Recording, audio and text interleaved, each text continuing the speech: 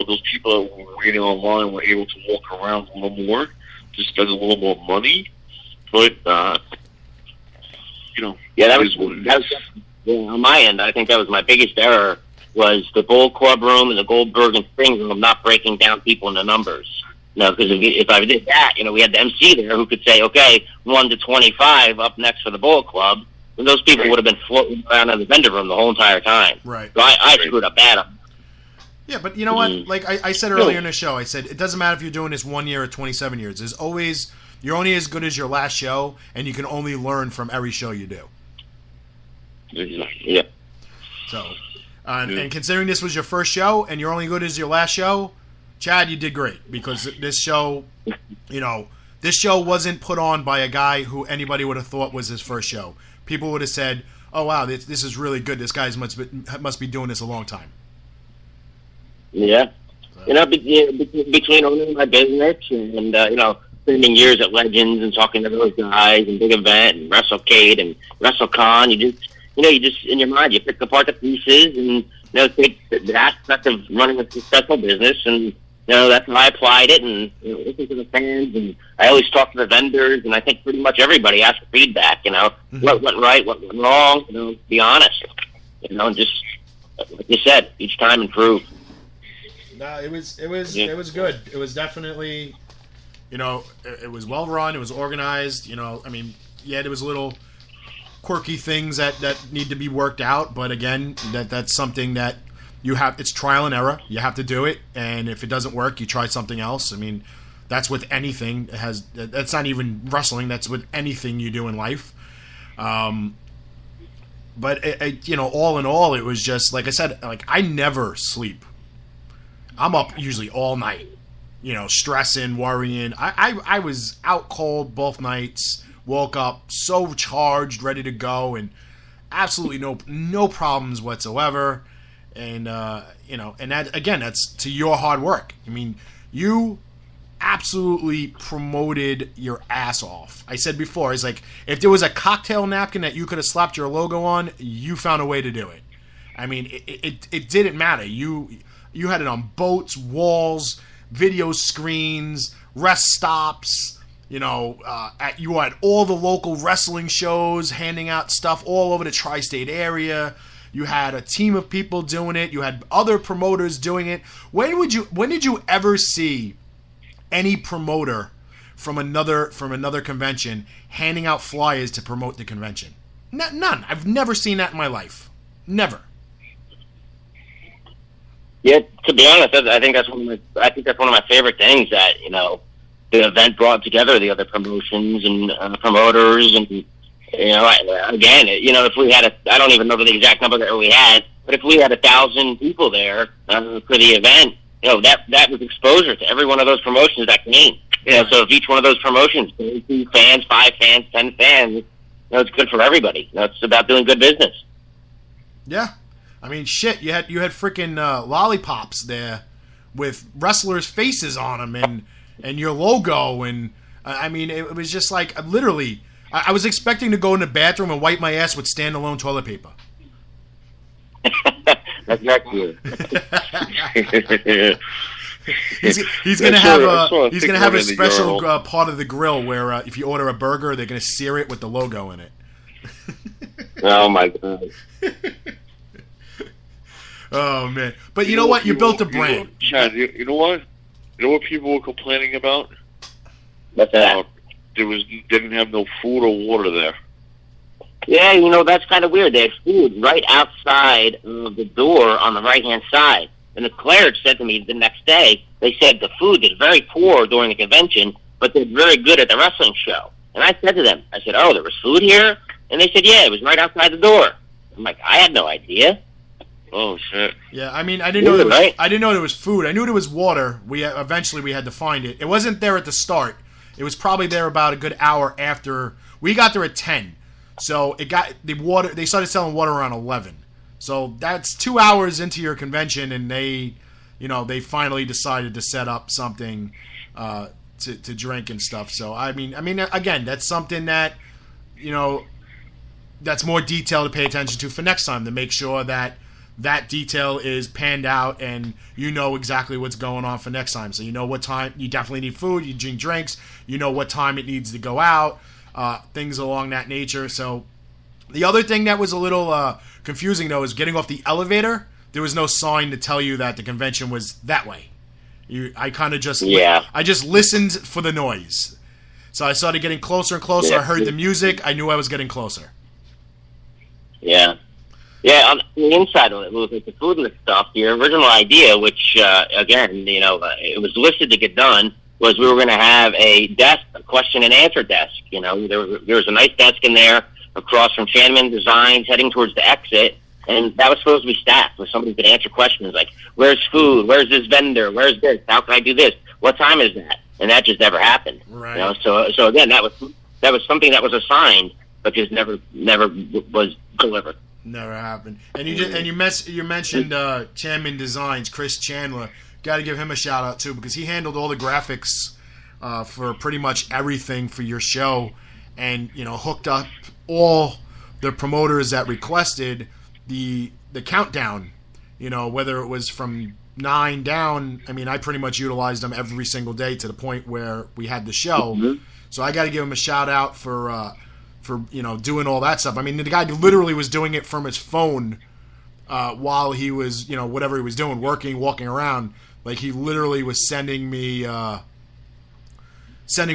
logos that he was like, oh, I'm doing it on my phone. So, I mean, who else? You're never going to get that from anybody, let alone, you know, for free. I mean, I'm sure he charged for his services overall, but me as a promoter, that he's supplying me with different graphics for a daily basis.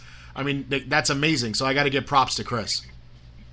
Yeah, he's well worth the value. So anybody who's looking to use somebody for graphics, definitely reach out to him. Yeah, definitely. He made me my posters for WrestleCon with all my guests on there. And I sent him. Wow. I got them all signed. I sent him one, and they came out awesome. It was one of those things that I usually don't keep photos after the show. I got that one framed and on my wall. I love it. So that's pretty awesome. And one thing also that Lou from Ultimate Stars just brought to my attention: the air conditioning was amazing. Oh yeah, I loved it. Oh my god. The girls didn't like it so much, but you know, us big guys, we totally love that air conditioning. Yeah, it was amazing. So, all right. So, let's get to reading my notes here. Mail orders. I had some fans reaching out to me wanting to know, because I put up a post saying that all my mail orders went out today. So a couple of them asked me to ask you, when about is the mail order is going to go out? The honest answer, never. So we had probably over $1,000 of mail orders from all over the country. I logged a list of 1 through 14, for example, who gets signed to, what wrestler signing it, what the wrestler has to sign. And then 6 a.m. Saturday, we still didn't have everything figured out because they went to bed early on Saturday night, or went up to the bar when I still stayed up. 6 o'clock in the morning Saturday, I said, okay, these are the things we need. Number one, we need somebody to do a mail order. Here's the mail order. This is how you do it. We need somebody assigned to take care of the talents, money for our guests, which still wasn't figured out Saturday at 6 o'clock in the morning. We need somebody to watch the exit door so nobody sneaks in, and we need somebody at the green room so nobody's stealing our merchandise. Okay? Mm-hmm. Out of that entire list of things I just mentioned, not one of those things were signed. So we have $1,000 of mail orders that never got signed. Oh. One item got signed. It was a Sting. It was a Goldberg belt, and it's supposed to be signed Goldberg, who's next in Hall of Fame, and it's signed Goldberg, and it's signed by Sting. So every single person I have to go through, refund out of my pocket, mail to them, replace the wrong merchandise on that bad signature. Wow, that's rough and disappointing for the fans, because you know, I'm gonna tell the fans, you know, out there, whoever's listening that has mail orders, it's waiting for this answer. you got to give Chad a pass on this. You can't hold it against him and, not trust him next year if he does this show again to send stuff in for next year, because like we said, Chad has learned from the error of what went on, and he will make sure that this doesn't happen again. And anybody that didn't know order, I'm taking full financial responsibility for it. Whether you didn't have it, whether you didn't mail me anything, and I was supposed to mail you something, I can mail you other stuff. I'll give you credit I'll give you cash back, whatever it is. If the person who got the Goldberg and signature, that was a mistake, I'll replace the belt, replace your fee, your shipping. Everybody's going to be made whole. I'm at my cost. Right. That sucks. It's not the answer I thought I was going to hear, but that kind of sucks. That's rough. And I know that kind of affects other vendors because there was, the Bullet Club was spread across a couple of people. So I guess that, all those promoters now are going to be responsible for those lack of mail orders. Correct. Ugh, yikes. Okay, so 2019 going forward, I mean, obviously I know, and I was not going to give any spoilers out there. So what's the plans? Will there be a Boardwalk Beatdown for 2019, and if so, where? Yes, there will be. I can't say where it's going to be yet, though. It's going to be in Atlantic City, though, and it's going to be the next step, maybe even the biggest step you could take in Atlantic City. So I have a couple meetings this week. As soon as that's panned out, I guess we'll do it on on your show. That'd be awesome. I appreciate that. Now, will it be as in August as well? That's what I have to figure out, because now Martin from C-Mart is doing the gathering the week before I would have ran, and I'm just afraid that the vendors will not commit to doing 2 weeks in a row. Plus, SummerSlam is the same month. Yeah. So I have to. The month thing is one of the major issues now.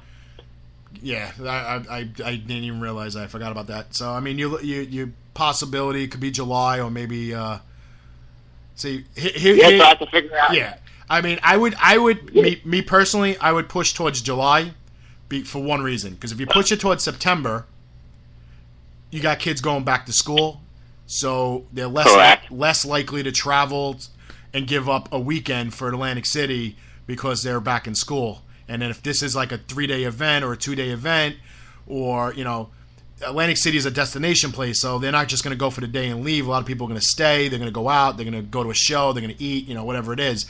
That's less likely to happen in September, but more likely to happen in July. Yeah. So. I just have to figure out how to space myself between Legends and the Gathering correctly. That's the one. That's the only issue I really think of. I mean, wrestling fans are in for a lot. I mean, let's just hypothetically say you run in July. You have Legends of the Ring in June. You have you in July. You have the Gathering and SummerSlam in August. And then you got Legends in October, big event in November. So I mean, you got 6 months of just jam-packed wrestling stuff that these wrestling fans are going to be drooling. I think you forgot Icons of Wrestling. Yeah, I try to. Thanks.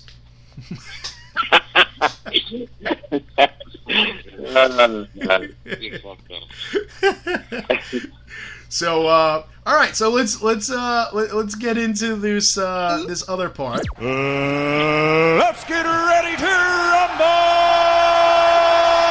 Ask away. Yes. Okay. Is that what I'm supposed to say? I was playing the Michael Buffer "Let's Get Ready to Rumble" clip. So.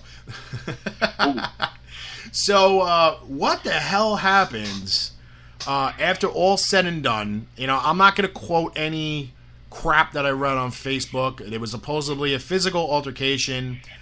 What happened? Yeah, so I never went to the wrestling show at all. Nobody was down at the convention center cleaning up. It was our responsibility as part of the deal at the convention center. So instead of going to my own wrestling show, I cleaned up. It has to be cleaned up. Right. So I took the responsibility. I stepped up. I did it. I'm the one who set it up. I never slept the whole weekend. I'm breaking down the whole entire room, and people start asking about money.